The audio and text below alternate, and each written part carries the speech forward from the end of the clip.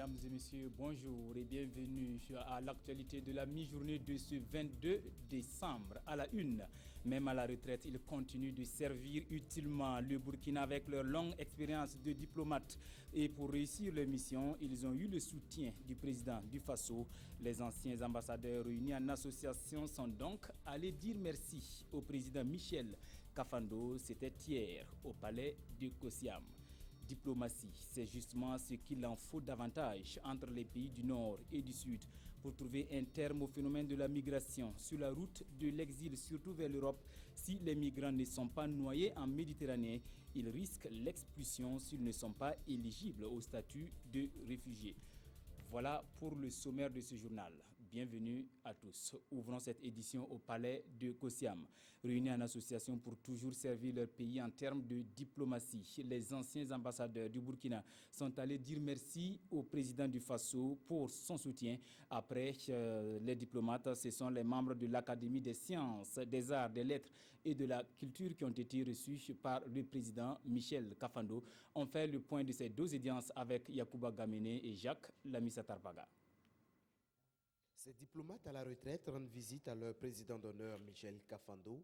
Ils sont là pour lui dire merci pour sa contribution à la création de l'association des anciens ambassadeurs, mais aussi ils le félicitent pour avoir brillamment conduit la transition qui s'achève. Il s'agit pour les retraités de se rendre utiles, aider les plus jeunes à leurs demandes, ceux qui savent repartir de temps en temps au village, savent que les vieux sont là et ceux qui vont les visiter savent toujours en tirer quelque chose.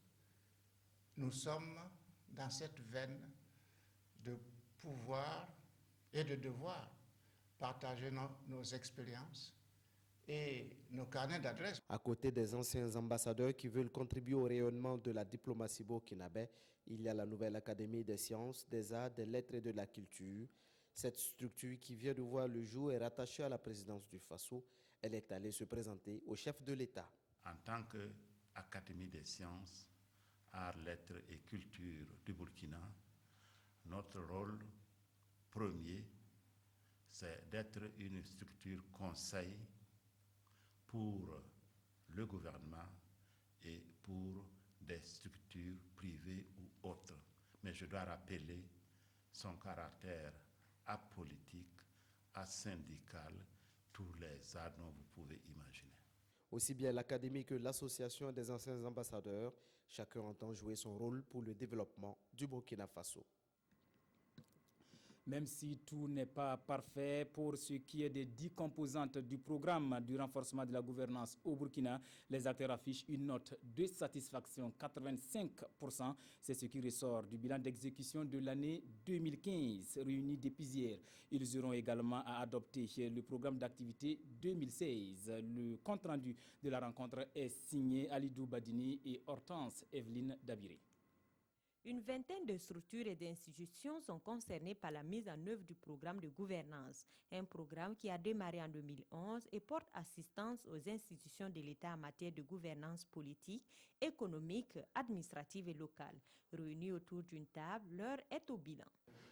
Que ce soit au niveau de la gouvernance locale et administrative, au niveau de la gouvernance politique et au niveau de la gouvernance économique, nous avons enregistré pas mal d'actions de renforcement des capacités des acteurs et à travers donc des séries de formations, de sensibilisation. Le bilan du programme est satisfaisant dans l'ensemble selon les acteurs. Le taux d'exécution physique tourne autour de 85% et le taux d'exécution financière se situe à 89%.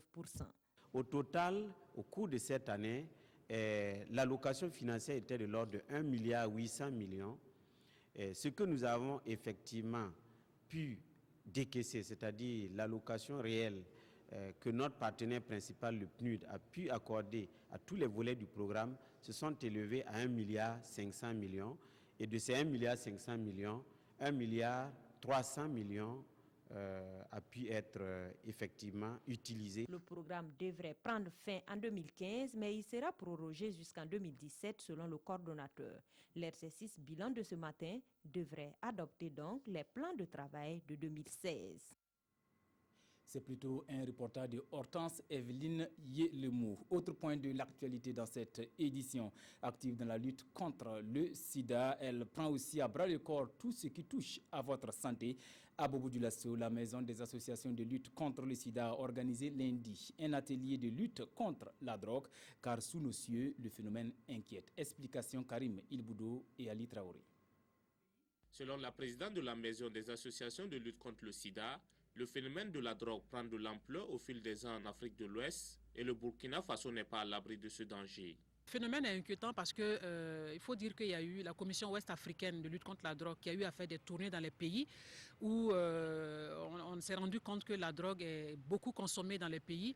C'est dans le but de tirer la sonnette d'alarme sur le danger du phénomène qui gangrène la société que se tient cet atelier à Bobo-Dioulasso. C'est de partager en tout cas les avantages, les inconvénients de se mettre ensemble pour lutter contre la drogue. Durant ces 24 heures, ces participants pourront mieux s'imprégner de tous les aspects qui englobent ce phénomène de la drogue.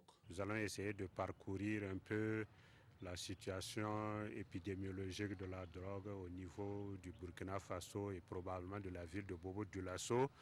Essayer de définir un certain nombre de termes parce qu'en matière de toxicomanie, il y a des termes assez spécifiques. Nous allons essayer de faire l'articulation VIH-drogue. Venus pour la plupart de la province du Houé, ces participants sont tous des responsables d'associations, des responsables qui devraient œuvrer à réduire le phénomène de la drogue au niveau communautaire. Réduire les déchets ménagers, les traiter et en faire des intrants agricoles, ce qui pourrait être source d'emploi pour les jeunes. Cette idée a même permis de mettre sur pied un projet dans la commune de Réau, projet porté par l'association Une Vision pour l'avenir. On en saura plus avec Siedi Laréenne, Jérémy Ouedraogo, avec la complicité de Bouma Ernest Nebier. Améliorer les conditions d'hygiène et lutter efficacement contre l'insalubrité, c'est l'objectif de l'association Une Vision pour l'avenir AVPA. À travers son projet de réduction des déchets, l'AVPA veut faire de la ville de Réau une commune plus propre. Il s'agit ici de collecter et de traiter les déchets produits par les ménages. Un projet qui, selon les organisateurs, va également réduire le chômage à Réau et lutter efficacement contre la pollution de l'environnement. Nous allons faire la collecte des déchets au niveau des lieux publics, des ménages, convoyés vers un site qui a été aménagé. Nous allons les traiter et les revaloriser. Les fils de la localité qui ont salué l'initiative ont séance tenante promis de la soutenir. Personnellement, j'apporterai mon soutien, quel que soit le lieu où je serai, à l'association. Nous invitons donc tous les fils et filles de Réau, mais aussi de la province, à pouvoir accompagner l'association. Et ensuite, nos organisations, nous allons faire ce que nous pouvons pour les accompagner, leur apporter de la compétence pour mieux structurer le projet. Et c'est ici que seront traités les déchets de toute la ville de Réau. D'une superficie de 3 hectares, ce centre aura pour vocation de transformer ces déchets en objets utilitaires. Cette transformation permettra également d'obtenir des intrants agricoles. Retour dans la capitale burkinabé où les membres des cellules interministérielles spécialisées chargées de la mise en œuvre de l'assurance sociale sont en formation. Il s'agit pour eux de se familiariser avec les concepts liés à l'assurance sociale lancés par le gouvernement. Précision Yafama Rojikam et Pascal Kané. Après les membres des cellules interministérielles spécialisées sur les filets sociaux, c'est le tour des membres spécialisés chargés de la mise en œuvre de l'assurance sociale de passer à l'école. Le rôle des cellules interministérielles est déterminant dans la réussite de la mise en œuvre de l'assurance sociale, alors il faut que leurs membres maîtrisent les concepts liés à l'assurance sociale, car ce sont eux qui doivent coordonner les activités de mise en œuvre de la politique nationale de protection sociale. La protection sociale, c'est un mécanisme qui permet de prendre en charge les groupes vulnérables, les populations pauvres, qui peuvent être victimes d'une crise ou d'un choc, ou qui peut être d'origine naturelle ou surnaturelle. Au cours de cette session de formation, les membres des cellules auront de plus amples informations sur l'assurance sociale. Des experts de la question s'entretiendront avec eux sur les différents concepts ainsi que leur rôle. Cela à travers des communications sur le thème général de l'assurance sociale et la lutte contre la pauvreté. On reste toujours dans le même registre pour parler cette fois-ci de protection sociale. Les différents acteurs sont d'épuiser en formation, une initiative du Premier ministère en prélude au démarrage des travaux de la revue 2015 de la politique nationale de protection sociale. Le point avec Jean Zongo et Nathalie Sawadogo-Navaloum. Former les membres des cellules interministérielles spécialisées chargées des filets sociaux et de l'assurance sociale, disséminer les principes généraux de la protection sociale, ce sont entre autres les objectifs visés par ce séminaire de formation des membres des 10 cellules. Un séminaire qui va leur permettre de renforcer leurs capacités dans la mise en œuvre réussie de la politique nationale de la protection sociale. Une première communication va concerner la protection sociale et la lutte contre la pauvreté. Comment la protection sociale peut contribuer à la lutte contre la pauvreté. La deuxième communication va porter sur la protection sociale elle-même, son concept, qu'est-ce qu'on entend par protection sociale, quels sont les instruments de la protection sociale, quels sont les défis en matière même de protection sociale au Burkina Faso. Et la troisième communication va porter sur la politique nationale de protection sociale et son mécanisme de suivi et évaluation. Ce séminaire de formation, premier d'une série, sera une occasion pour les acteurs d'échanger sur les canevas de collecte d'informations et le processus d'élaboration des documents de planification de mise en œuvre de la politique nationale de protection sociale. Et puis dans l'actualité internationale, on est encore loin de la fin de la guerre des migrations sur la route de l'exil vers l'Europe. Surtout si les migrants ne sont pas noyés en Méditerranée, ils risquent l'expulsion s'ils ne sont pas éligibles au statut de réfugiés. Suivez. Une centaine de migrants ont été secourus par les gardes-côtes libyens et acheminés vers le port de Tripoli. Leur embarcation aurait subi une panne de moteur alors qu'ils tentaient de rejoindre l'Italie.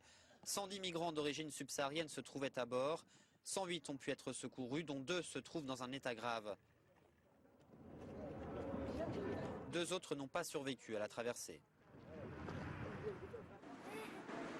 Pour ceux qui parviennent à rejoindre l'Union européenne, la partie est loin d'être jouée. En Bavière, dans le sud de l'Allemagne, des centres spéciaux ont même été créés pour les migrants qui n'ont aucune chance d'obtenir le statut de réfugiés. Ils viennent surtout des pays des Balkans, considérés comme sûrs. Bien sûr, les gens savent qu'une procédure rapide mais légale les attend. Et bien sûr, cela les déprime. D'un autre côté, au sein de l'établissement, tout le monde se traite normalement. Étant donné la situation, l'ambiance est assez bonne. Gehen wir alle vernünftig miteinander und in Anbetracht der Lage ist die Stimmung hier eigentlich relativ gut. La capacité d'accueil sera bientôt multipliée par 5. L'Allemagne, destination privilégiée des candidats à l'exil, a accéléré les expulsions des migrants non éligibles au statut de réfugiés. Elles ont doublé en un an. Dernier élément de cette édition, les quotidiens de ce mardi annoncent unanimement les résultats du test ADN dans le dossier Thomas Sankara et le mandat d'arrêt international lancé contre le président déchu Blaise Compaoré. À lire également à la une des journaux, le divorce entre la Fédération burkinabé de football et Gernot Rohr, l'entraîneur des étalons. La revue de presse est signée Toboum Evelyne Dabiri. Dossier Thomas Sankara, les tests ADN restent muets, non concluants, introuvables, informent diversement les quotidiens. En effet, explique Sidoya, les analyses pratiquées sur la dépouille présumée de ce dernier n'auraient pas permis de détecter un ADN. Qu'importe, un mandat d'arrêt international a été lancé contre Blaise Compaoré, annonce unanimement le quotidien et Notre Temps, même si le dit mandat est vieux de plus de 2 semaines, lit-on dans Aujourd'hui au Faso. Pour Sidoya, le président déchu est inculpé d'assassinat, d'attentat et de recel de cadavres. Mais que risque concrètement Blaise Compaoré avec ce mandat d'arrêt international, interroge Aujourd'hui au Faso. Pour le moment, pas grand-chose, poursuit ce journal, car le présent mandat d'arrêt se heurte d'abord à un écueil de taille, la position des autorités ivoiriennes.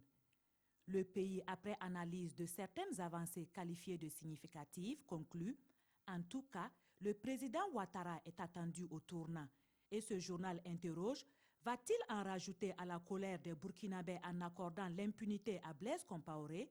On attend de voir. Les jours à venir nous le diront, conclut ce quotidien. Dossier Thomas Sankara toujours, Gabriel Tamini, ancien conseiller du président Compaoré, a été inculpé, informe aujourd'hui au Faso. Autre sujet, le divorce est consommé entre Guerre Notre-Ror et la Fédération burkinabé de football. Seulement 7 mois après sa prise en main des étalons, le technicien franco-allemand quitte l'écurie, nous informe vos quotidiens. Ici s'achève notre version de l'actualité. Mesdames et messieurs, merci pour l'avoir suivi. Je vous retrouve demain.